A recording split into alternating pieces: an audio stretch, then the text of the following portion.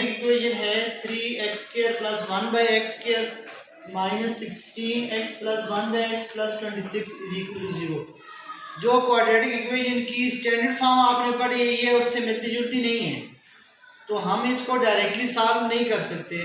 इसको सॉल्व करने के लिए पहले हमें इसकी क्वाड्रेटिक इक्वेशन की जो स्टैंडर्ड फॉर्म है वो बनानी पड़ेगी। उसके लिए हमें लेट करना पड़ेगा। इस फॉर्म में आप हमेशा याद रखें जो ये सेकंड टर्म है x प्लस 1/x आपने उसको लेट करना है। अगर ये देखें यहाँ भी प्लस है यहाँ भी प्लस है, बिलफर्ज अगर इनमें से एक चीज़ माइनस भी हो जाए तो भी आपने ये बात याद रखनी कि आपने ये वाला जो सेकंड टर्म है इसको आपने लेट करना है। Let y is equal to x plus 1/x। आपने y के साथ इसको लेट किया। जब ये y के साथ लेट होगी है तो बोथ साइड्स के में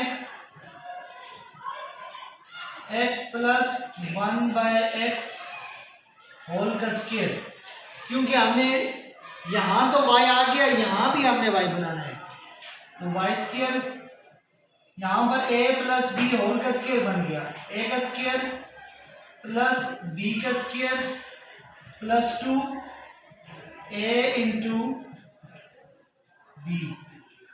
x और 1/x के साथ कैंसिल हो जाएगी। y square is equal to x square plus 1/x² plus 2।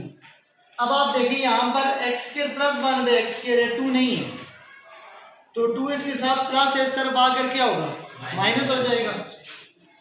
y square minus 2 is equal to x² plus 1/x²। आप इसको इक्वेशन नंबर 1 बोले, इसको 2 बोले और इसको इक्वेशन नंबर 3 बोले। Put equation 2 and 3 in equation 1. Put equation 2 and 3 in equation 1. देखिए यहाँ पर 3x² प्लस 1/x² है, तो इसकी जगह आप क्या पुट करेंगे y² minus 2 minus 16 x plus 1/x है, इसकी जगह क्या पुट करेंगे y plus 26 is equal to 0। अब आप इसको अंदर मल्टीप्लाई कर लें। 3 को अंदर मल्टीप्लाई किया तो 3y² माइनस 3 2 जार 6 minus 16y plus 26 is equal to 0। 3y²। सबसे पहले आप y² लिखते हैं, फिर y वाली टर्म लिखते हैं। Minus 16y 26 minus 6 plus 20 is equal to 0। तो ये हमारे पास क्वाड्रेटिक इक्वेशन की स्टैंडर्ड फॉर्म बन गई है। आपने इसकी जो स्टैंडर्ड फॉर्म लिखी थी वो ये थी x² plus bx plus c। तो आपने ये कहा था कि पहली टर्म x² है या y² है, दूसरी पावर उससे हाफ है और तीसरी वैल्यू जो है वो कांस्टेंट है। तो अब हमने इसको सॉल्व करना है। इसको सॉल्व करने के लिए आप फैक्टराइजेशन मेथड भी इस्तेमाल कर सकते हैं और दूसरे 2 मेथड भी आप इस्तेमाल कर सकते हैं। तो हम फैक्टराइजेशन करते हैं। मल्टीप्लाई करें तो 3 मल्टीप्लाई बाय 20 कितना आता है 60। मल्टीप्लाई करें तो आपके पास 60 आना चाहिए और प्लस माइनस करें तो 16 आना चाहिए। ऐसे कौन से 2 नंबर हैं? मल्टीप्लाई करें 60 आए और प्लस माइनस करें 16 आए। बहुत आसान है, शाबाश जी। 8 प्लस माइनस करें 16 है, 8 प्लस 2 तो 10 आते हैं। 10 और 6, 10 प्लस 6 कितना होते हैं और 10 6 आर 60। तो 3y² minus 6y minus 10y plus 20 is equal to 0। Minus 6 minus 10 minus 16।